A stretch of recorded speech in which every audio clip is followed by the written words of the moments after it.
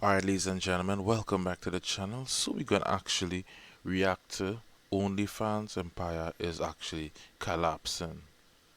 Hope you like this video, guys. Let's get right into it, because OnlyFans is actually a multi-billion-dollar company. So let's see what's going on. Space has been dominated by how much some top earners are making on OnlyFans.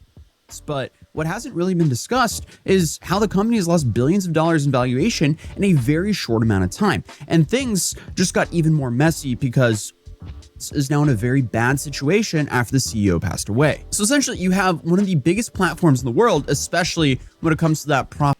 Correct, that's right. So plenty of people don't know that, but the OnlyFans owner actually passed away, which is kind of crazy though. After making all that money, that's crazy. Profitability per employee metric that you've probably seen online, and they just lost the one person running it, and almost nobody knew who he really was and that he existed. So the dude never gave interviews. There's really no real footage of him online, and one of the only pictures of him online was the one from his LinkedIn that had no ties to the platform whatsoever. So that was actually crazy, yeah? Because all this time he actually making millions and millions and billions of dollars in the background, and he was not even thinking about showing off and stuff like that, which that is actually pretty humble. Because most people, by the time they get $1 million, party one that's time. a little bit interesting. But for years, he was quietly making billions running one of the most controversial platforms on the internet. But then, in just the last month, he passed away and left the entire business in limbo. So, I mean, to catch everyone up to speed here, OF was created in 2016 by a guy named Tim Stokely. He was the youngest kid in a family from Essex, England. And he spent years trying to launch internet business after internet business and had a whole lot of failures. And the guy burned through a whole bunch of his own money and goodwill from friends and family, to put it lightly. But his dad, Guy, real name by the way, he watched multiple projects go essentially nowhere and had fun.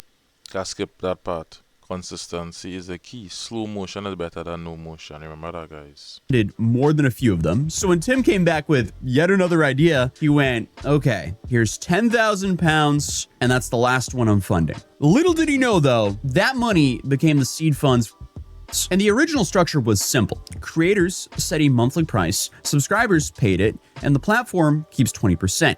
And I guess the creator walks away with 80%. Tim's original pitch wasn't necessarily focused on adult content, but the idea had been open to anyone who could build a paying audience, including adult creators, since 2017. And from the start, it was a family operation in the early days, with Tim's brother, Tom, running the operations, and their father, Guy, handling the finances. Guy, I guess, was just their guy and father. And that one group, I guess they figured out the model faster than anyone else. And that showed up in some serious numbers, because in 2018, the platform was getting traction, but running headfirst into some structural problems. The payment processors that made it possible to, actually collect the money from the subscribers weren't a big fan of the adult side of their business. And obviously, no payment processing means no business, full stop.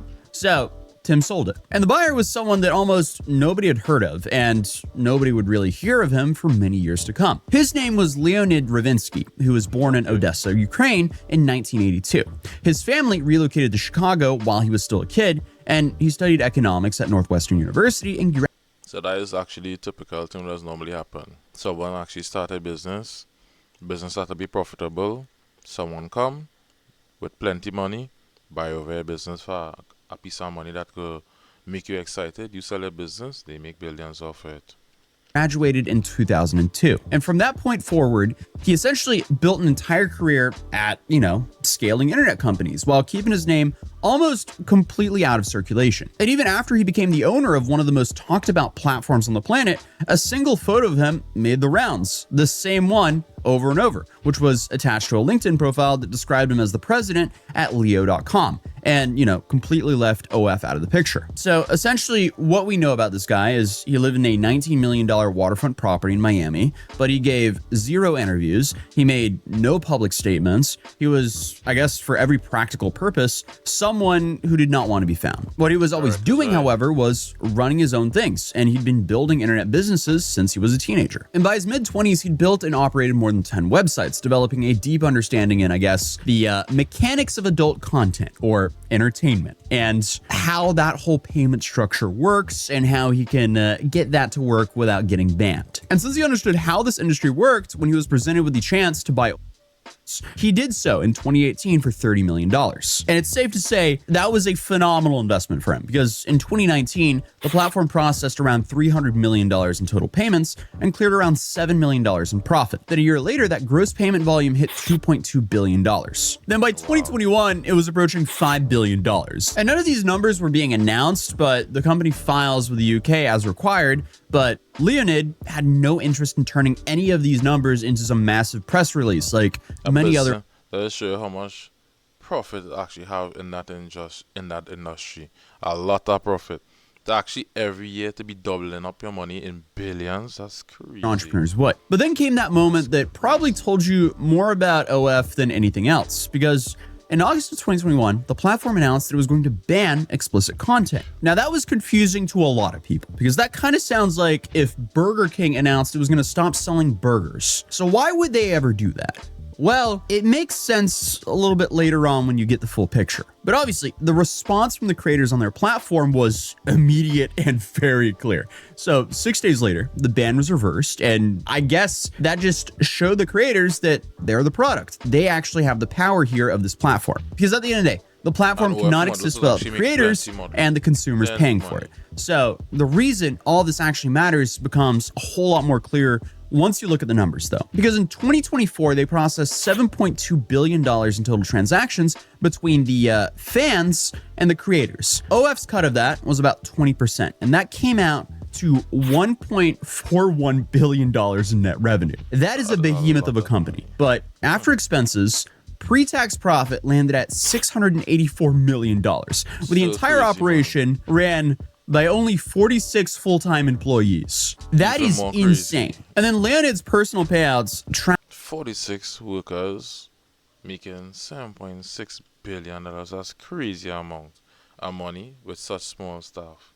That is what we call efficiency. The platform's growth as you would pretty much expect, because in 2021 he collected around $284 million. In 2022 he collected $338 million. In 2023 he collected $472 million. And then in 2024 he collected $701 million, which works out to about $2 million per day every day for the entire year, which means the total earnings pulled between 2021 and 2024 were just under $1.8 billion from a company that he paid roughly $30 million for. That might be.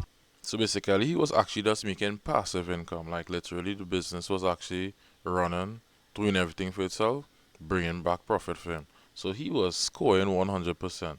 That come like him making an ultimate YouTube video.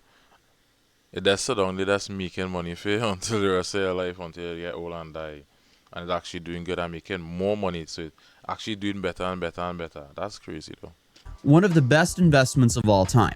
But at the same time, the distribution between the creators is wildly uneven because, you know, you have this whole notion where a bunch of people would start an OF and make a whole bunch of money. But for the most part, that's not true.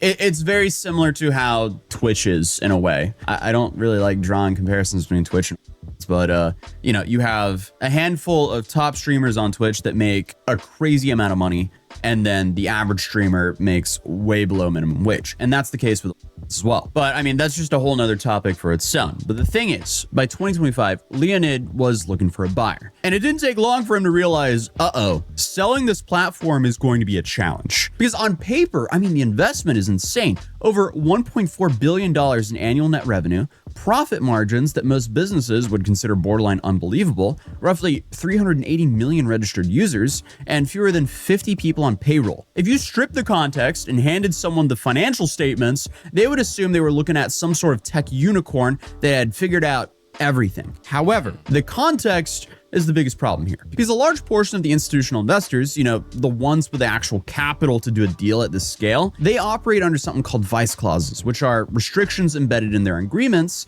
with their own backers that prevent them from putting money into certain categories. Because often, I mean, these firms don't only use their own money, they have liquidity providers or people who invest money into them, and they operate as a hedge fund, and then they deploy other people's money with the end goal of, beating the S&P 500 in an annual return. And a lot of people just don't want their funds to go into, investing in these vice businesses, which considers adult content, tobacco, gambling, and weapons. So regardless of the numbers, a lot of the most obvious buyers are essentially blocked from even writing the check.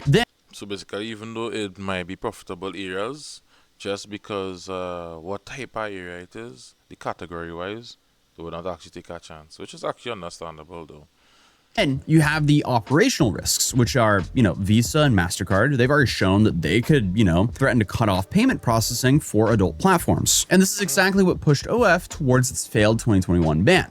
And since the platform is almost entirely reliant on subscription revenue, it has to go through payment processors that take somewhere between 5 to 10% in fees on top of the 2 to 3% fees from the most regular, Visa and Master, which is far above the usual 2 to 3% that most regular businesses are charged from payment processors. So obviously that is a tax on their margins, and now they're dependent to payment processors. And not only that, but there's also a regulatory pressure. So the UK communications regulator, they hit with a £1.4 million fine in early 2025 for a weak age verification practice, which, might not be the biggest deal for them financially, but it's a pretty clear sign of where this enforcement is going. And then you have that exit problem, because even if someone bought it, how do they eventually sell it?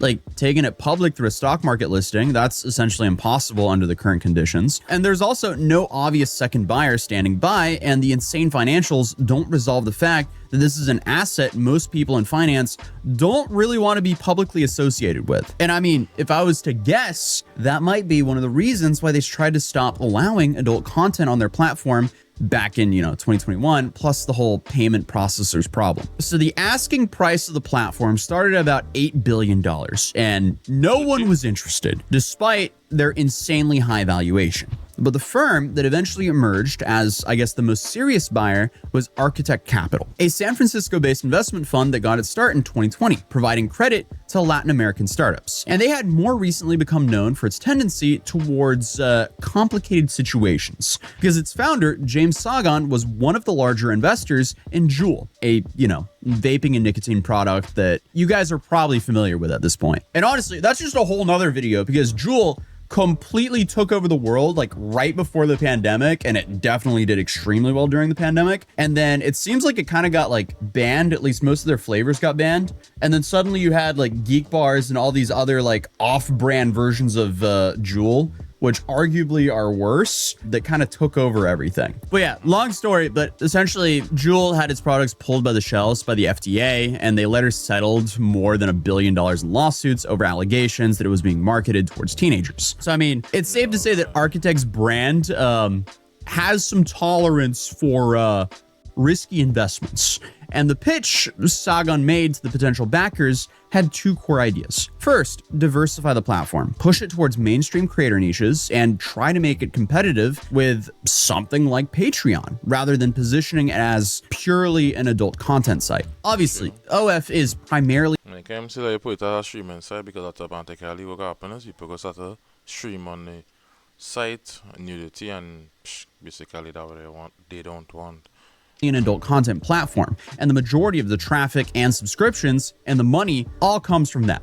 And without that core, it would just be a minor player when it comes to like, competing in the space with YouTube, Patreon, and Spotify. And now that Spotify also added long form content and subscription models. But I feel like it might even be smaller than Rumble if they tried to play in the non-adult space. Also, fun fact, since I'm mentioning Spotify, I was kind of forced to make a Spotify because some dude kept stealing my content and re-uploading it to Spotify. So if you want to enjoy my content on Spotify, you can do that as well. I'll leave a link down below so you guys know that it's actually me and not the dude impersonating me. So if you want to leave a review there, that would also help me not get impersonated.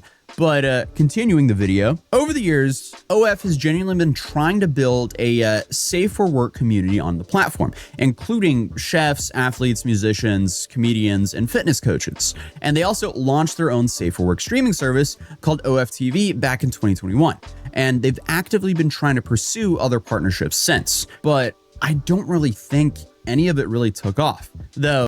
Yeah, look, most people not actually go on OF actually looking to do those type of content because the platform is actually known for something else already. So since people are accustomed to that type of content, that's not going to change. Nothing's actually going to change. Less people that actually would go across there. Most people who actually going across there would be for the actual normal OF content. That's natural. That is, again, still such a tiny portion of what actually is. Then you have, the real competitors here, YouTube, Spotify, and Patreon. They don't allow any 18 plus content. And I don't see a world where OF is actually able to compete with any of these platforms in the safer work space because, the stigma that comes with the name. It's just like, I don't know. I just can't see most creators being very inclined to be like, hey guys, follow my unless they're paid like a massive bag. Yeah, it just doesn't make sense to me. But that problem will be something the new owner will have to inherit. And another step that they might need to do is acquire a banking license, because even if they acquire OF, what happens if the payment processors shut them off? That would be really bad. So a potential solution for that would be if the platform could become its own financial institution. I mean, in theory, it could. That would definitely. And I can't really use PayPal because if you use PayPal at the end of the day, PayPal is actually that kind of crazy because PayPal does work good, but at the same time, if you send too much money to it, it's actually shut off, suspend, and all kind of different things. So that's a nice problem by itself. So, but I already use cards and stuff like that. So the option of actually using opening your own bank, actually not on Hinge, it's actually real good. You should actually try that as well. Definitely be a massive uphill battle for them though. But that would at least help them reduce the 5 to 10% fee burden. Currently, the valuation on the table is $3.5 billion, with Architect taking 60% of the equity in the deal. So in just a few years, this has essentially lost $4.5 billion in valuation because no one wants to buy it. And the Wall Street Journal had originally reported a total deal value, including debt, at $5.5 billion compared to an earlier $8 billion valuation just 1 year before, with slower growth and tougher sale process dragging the number down. And this number was apparently dragged down due to slower growth and just a tough sales process. But Sagan's $500 million fund wasn't nearly large enough to cover a deal of this size on its own. So he spent months going door to door trying to assemble the capital. And the family offices turned out to be the most receptive audience, largely because they don't really face the same restrictions that prevent more of the, mainstream funds from joining. And the deal was supposed to close by the end of March of this year. But then Leonid passed away, and everything just got way more complicated. Obviously, I don't want to sound disrespectful here, but terrible time. Just when everything seemed aligned, he passed away. And this happened on March 20th, 2026 in Florida. And the platform made an announcement with a brief statement saying that he had passed away peacefully after a long battle with cancer, but his family asked for privacy and no details were shared. But what came out in the following days were how few people actually knew about how serious his condition was. And sources told the media that Leonid himself had driven the urgency behind the sale because of his health. Because the guy was apparently trying to get a deal closed specifically because he was concerned about leaving his family in a complicated situation without clear ownership. And as a part of that, in 2024, he transferred his stake of the company into a private trust, with his family being the expected beneficiaries. So obviously, if the deal with Architect Capital was already messy, it just got so much worse. Because the firm was still in the process of raising the equity it needed when Leonid passed. So it seems like the money simply just wasn't fully there. And suddenly now, investors who've been on the fence were dealing with a whole new layer of issues. Now you have estate laws, a different person now effectively in control of the asset, and deal terms that would now have to be renegotiated with a trust rather than the original seller. So the timeline that was already extended was pushed back once again. And as of this video, the deal remains open, and the future of right now is genuine uncertain, which is why it seems like the empire is collapsing.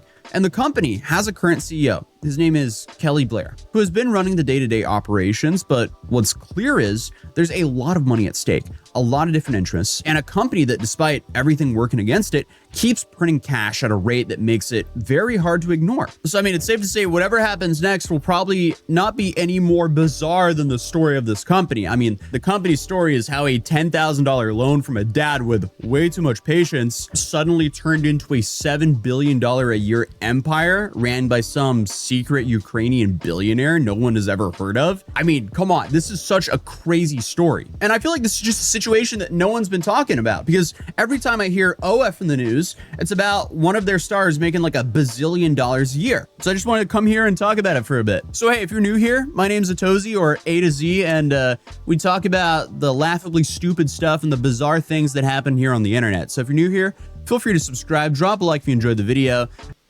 Alright, that was actually a good video, ladies and gentlemen. So that was actually crazy though, to know that a lot of people actually not taking it serious. That come like it being a Twitch personnel, and maybe that they never had nobody else, so only one person actually running, which you can't really put Twitch on that. Yes, one person actually running the whole platform, right? And that actually never put thing in place for like a second person and stuff like that. So at the end of the day, the company is actually running on a small team, and since it was actually running on a small team, those things would happen. Some companies, the main boss just want to be the only boss and stuff like that, so you don't really have no CEOs and stuff like that, anybody else that would actually be able to hop into place. Then on top of it, he actually put his stuff in the trust as well. So now we have a family now who actually take over the empire. Now that person would be the one to actually run the company and stuff like that. So that's what you're saying is correct. So that person would have to be the one who would actually come now and actually would have to make new deals and stuff like that. Which might be multiple people actually, it might not be one person, because depending on how much person he actually put on the beneficiary list and stuff like that. So actually, if you guys actually like this video, hope you guys actually subscribe to this channel. Go and check out my Twitch account as well. Go and follow it up, subscribe to it and stuff like that as well. Check out the links in the description as well. Subscribe to this channel, like this video to help it trend the YouTube algorithm a little bit, and check out this next video that's going to pop up on your screen, guys.